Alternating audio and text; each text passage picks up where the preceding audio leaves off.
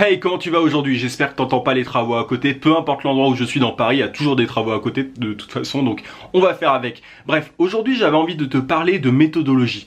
Moi je fais pas mal de tests d'optimisation quand je recherche des clients. J'ai une approche qu'on pourrait un peu qualifier de scientifique sans me la raconter, hein. C'est-à-dire que je fais des tests, j'émets des hypothèses, je regarde si ça marche et ensuite je continue ou pas l'expérience. Je fais un peu, c'est une approche qui est inspirée du growth hacking. Le growth hacking, c'est le marketing des startups. Tu sais que les startups, ce qu'elles ont besoin en général, ce dont elles ont besoin, c'est de grossir rapidement. Donc elles utilisent tout un tas de techniques, elles ont une approche assez particulière. J'avais déjà fait une vidéo sur le sujet il y a quelques mois il me semble, donc je t'invite à la regarder si tu sais pas exactement ce que c'est. Mais voilà, aujourd'hui j'avais envie de faire le parallèle en fait entre le growth hacking et le freelancing, et pourquoi est-ce que tu dois avoir toi aussi cette approche, cette méthodologie de growth hacker quand tu es freelance pour pouvoir t'en sortir mieux que la moyenne des freelances qui gagnent 13 000 euros par an. Je le dis souvent, voilà, la moyenne des micro-entrepreneurs gagne 13 000 euros par an. Si tu as une approche scientifique et voilà que tu testes des choses, que tu émets des hypothèses et ensuite tu regardes ce qui marche pas, tu élimines ce qui marche pas, bref, je vais rentrer dans le vif du sujet, mais si tu as cette approche là, il n'y a pas de raison que tu n'arrives pas à devenir indépendant. Bref, je te parle de tout ça d'ici quelques secondes. Je t'invite à mettre un gros pouce bleu pour me soutenir et t'abonner à la chaîne si c'est pas déjà fait. À tout de suite. Hello.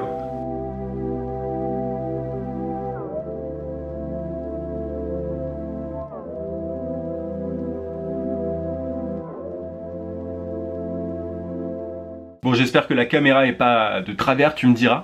Depuis que je me suis lancé en freelance, il y a un an, je me suis rendu compte que j'utilisais plusieurs techniques, entre guillemets, tu vois, je te parle régulièrement de Twitter, de LinkedIn, etc., etc. Il y a tout un tas de techniques pour trouver des clients. Et voilà, moi, j'utilise pas les plateformes de freelance, je vais y revenir. Et je me suis rendu compte que je parlais peut-être pas assez de l'approche, en fait, par rapport à ça. Ce que je veux dire par là, c'est que les techniques pour trouver des clients, c'est intéressant, il y en a tout un tas, il y a plein de techniques possibles. Il n'y a pas une façon de faire, il y a plein de façons de faire.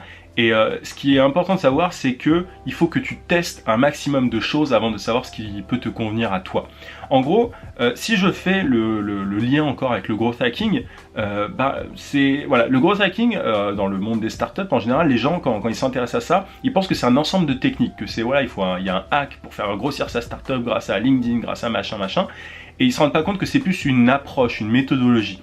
La méthodologie du growth hacker, en gros, c'est de faire des tests, de voir ce qui fonctionne et de jeter ce qui ne fonctionne pas. En gros, hein, je caricature, mais c'est une approche scientifique en fait. Tu vois, tu fais des hypothèses, tu dis bon, on espère, enfin on se dit que telle méthode va me permettre de trouver tant de clients par semaine, etc.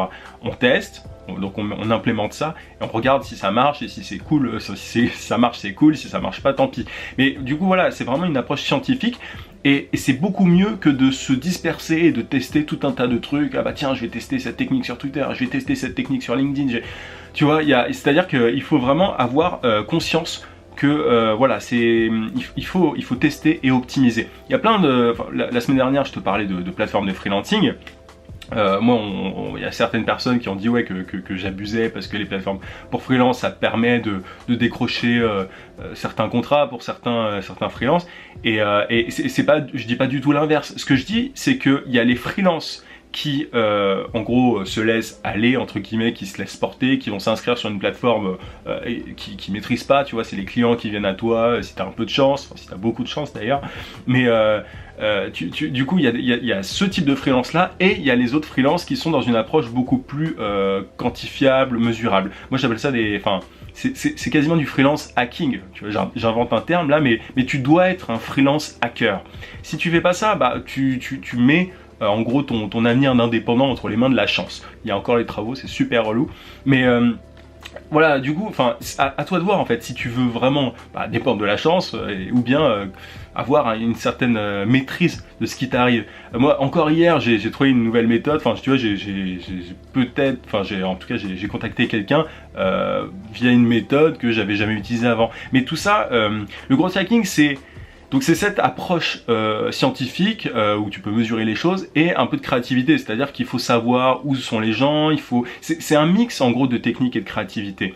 Et de toute façon voilà, moi c'est ce dont je te parle principalement sur ma chaîne. Je devrais presque l'appeler la chaîne des freelance hackers, tu vois. Si tu es dans cette optique là à chercher constamment les meilleurs moyens pour trouver des clients, bah t'es un freelance hacker, on va t'appeler comme ça du coup. Mais enfin tu vois l'idée, mais je pense que c'est vraiment fondamental. Il suffit pas de se dire bah tiens il y a telle technique, ah bah elle marche pas c'est nul. Oh il y a telle technique elle marche trop bien, je vais faire que ça. C'est pas comme ça qu'il faut faire. Moi j'utilise plusieurs choses à la fois. Et je me vois un petit peu comme un crash test pour toi, tu vois, cette chaîne, c'est une espèce de crash test. C'est-à-dire que je fais des tests, encore hier, autre exemple par rapport à, autre exemple que celui que je te donnais avant, mais j'ai trouvé un client avec une technique, mais j'avais jamais fait ça avant, je me dis putain c'est génial quoi, et parce que j'ai réfléchi, mais c'est-à-dire que je suis toujours dans cette optique de comment est-ce que je fais pour avoir de nouveaux clients, quelle méthode je peux utiliser qui peut être plus intéressante, qui peut me augmenter mes chances simplement de décrocher des contrats. Et il faut vraiment que tu sois dans cette optique-là. Après, tu peux très bien, encore une fois, aller sur les plateformes pour freelance. Pour moi, c'est pas la bonne approche et c'est pas du tout l'approche que j'apprends sur ma chaîne. À la limite, si j'arrivais à hacker les plateformes pour freelance, en gros, je sais pas, en trouvant des techniques pour que plus de clients te contactent, à la limite ouais peut-être, tu vois, là c'est intéressant, mais sinon tu dépends de la chance, et ça c'est le pire truc quoi. Quand tu veux devenir indépendant, et indépendant financièrement, quand tu veux devenir 100% freelance, pas faire ça à temps partiel, t'es obligé d'avoir cette approche là. Et c'est vraiment ça qui te sauvera entre guillemets. Voilà, si ton rêve c'est de devenir totalement indépendant, il faut que tu réfléchisses comme ça. Moi c'est venu assez naturellement entre guillemets parce que je travaille dans le web marketing et c'est une approche. En gros j'applique des techniques, non, une approche web marketing au freelancing. Et c'est là moi, c'est comme ça que je veux t'aider. C'est comme ça que je veux me différencier aussi, tu vois. C'est-à-dire que t'as pas mal de gens qui te parlent de business sur internet ou de motivation et tout. Moi ce qui m'intéresse c'est ça, c'est cette approche vraiment pas courante en fait du freelancing. Je pourrais très bien dire ouais, tu sais, Upwork, la plateforme que j'ai critiquée la semaine dernière, m'a contacté et tout, ils m'ont dit oui, on peut s'en parler et tout machin. C'est leur boulot, c'est totalement normal qu'ils cherchent à essayer de contenter un max de monde, etc. Mais pour moi, c'est pas du tout la façon de faire. C'est pour ça que j'ai pas accepté forcément de parler avec eux par téléphone, parce que voilà, je sais que leur business, bon bah c'est ça, c'est d'avoir un maximum de personnes sur leur plateforme et qu'on leur fasse de la bonne pub. Moi, j'ai fait un peu de mauvaise pub, mais y a rien de méchant. C'est simplement que derrière, moi, c'est pas ma vision des choses. Quand tu veux devenir indépendant, les plateformes pour freelance c'est pas le top quoi, parce que derrière tu dépends totalement d'elles et derrière c'est à dire que t'es un petit peu enfermé dans leur système. Bref, je sais pas si si c'est un petit peu hors sujet, mais tu vois du coup je sais plus ce que je te disais, mais il faut que tu aies cette approche en tout cas scientifique. Le risque si t'as pas cette approche c'est de tout essayer et donc d'arriver à rien. Il faut savoir se concentrer pendant quelques temps sur une méthode, sur une technique avant de l'abandonner. Il faut vraiment la tester et pas simplement faire ah bah tiens j'arrive pas à trouver de client grâce à cette méthode, je vais utiliser une autre, etc. Et en te dispersant comme ça, c'est vraiment le pire truc que tu puisses faire, et tu vas te décourager, tu vas te dire j'y arriverai pas, ou bien il me manque un truc, je suis pas assez compétent, j'ai pas assez d'expérience. Il y a plein de gens qui me disent ça, il y a des gens qui me disent j'ai pas beaucoup d'expérience, comment est-ce que je fais, machin, mais c'est pas ça le truc, il n'y a pas que l'expérience, c'est-à-dire que si t'es bon dans ce que tu fais, il y a des moyens de convaincre des clients et d'attirer des clients. Si tu veux, moi là, ça fait seulement un an, tu vois, que je suis indépendant, totalement indépendant, et hier encore, j'ai demandé, des milliers d'euros à un seul client, mais plusieurs milliers, tu vois, c'est-à-dire que, et c'est pas que je suis ultra fort ou quoi, c'est que j'ai une méthodologie, j'ai une approche. J'ai appris avant que certains clients ne répondaient pas de telle manière, et du coup je me rends compte que c'est mieux d'avoir telle approche, et du coup je peux en tirer plus d'argent entre guillemets. Enfin c'est pas qu'une question de trouver des clients. C'est aussi comment convaincre un client une fois que tu l'as accroché entre guillemets. Tu vois, en fait, tout ça, tu as une espèce de tunnel de vente. C'est exactement comme en web marketing. Il faut se rendre compte que au début, il faut attirer le client. Donc, tu as l'acquisition de clients. Ensuite, tu as l'activation. Là, je te fais le funnel art. Je te mettrai le lien dans la description de la vidéo en question. J'espère que c'est pas trop brouillon comme vidéo, mais là, je te parle de gros hacking pur. Il y a ce qu'on appelle un tunnel, un funnel art, qui est en gros le parcours en gros d'un client avant de devenir client. Et c'est pareil en freelancing. Tu attires d'abord le client potentiel, tu l'actives, donc derrière il faut qu'il y ait un engagement de sa part, et, bon, et au fur et à mesure tu peux le convertir. Et en fait à chaque étape de ce funnel, alors funnel ça veut dire entonnoir, parce qu'il y a beaucoup de monde au début qui peut répondre à ton mail, ensuite moins, qui peuvent ouvrir ton mail, ensuite un peu moins qui répondent, etc. Là, c'est un exemple, mais voilà, l'email, ça s'y prête bien. Et bref, je sais plus ce que je disais, mais en gros, au niveau de chaque étape, tu as des tests à faire et des optimisations, etc. Exemple tout bête, mais l'objet de ton email.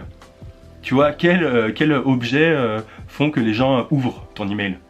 Rien que ça peut être un test. Moi, c'est des trucs que j'ai testés, et voilà, je sais maintenant aujourd'hui comment faire ouvrir mon email auprès de personnes qui me connaissent pas, par exemple. Et derrière, comment faire en sorte qu'elles te répondent et tout. Enfin voilà, faut prendre étape par étape.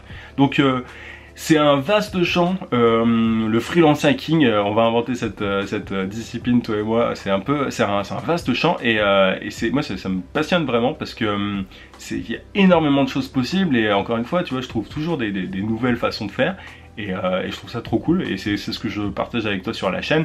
Donc c'est simplement, cette vidéo c'est vraiment simplement pour te dire, ok, je te parle de technique et tout, pour trouver des clients, etc. Pas que ça sur la chaîne, mais entre autres. Mais il faut que tu aies en tête, que tu sois conscient que voilà, il y a une méthodologie à avoir. Ne cours pas sur Twitter dès que tu vois une vidéo de ma part où je parle de Twitter. Ne cours pas sur LinkedIn directement. Enfin, te disperse pas. Essaye limite. Enfin, le mieux c'est de tout noter. C'est de noter en gros tes expériences, entre guillemets. Il faut que tu sois un scientifique, quoi. T'es un freelance scientifique, en fait, c'est un peu ça. Et c'est comme ça que tu feras la différence avec tous les autres et que tu décrocheras plus de contrats. Hier, j'avais trois appels téléphoniques, quasi tous positifs, et ça, c'est pas le fruit du hasard. Tu vois, ceux qui se laissent aller au hasard, enfin, qui mettent tout entre les mains de la chance, ben, c'est ceux qui n'arriveront pas à devenir 100% indépendants, quoi. Donc moi, mon but sur la chaîne, c'est vraiment que tu arrives à atteindre cet objectif-là. Donc d'avoir cette approche-là. En tout cas, je te conseille vraiment de l'avoir. Bref, je vais pas me répéter dans cette vidéo. Je pense qu'elle est assez longue comme ça. Ouais, elle est assez longue.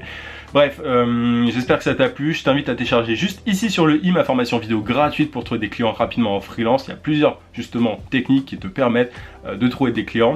À toi de voir celle qui te correspond le mieux, tout simplement. Je te dis à demain 18h comme d'habitude. En attendant, n'oublie pas, vie sans limite. À plus.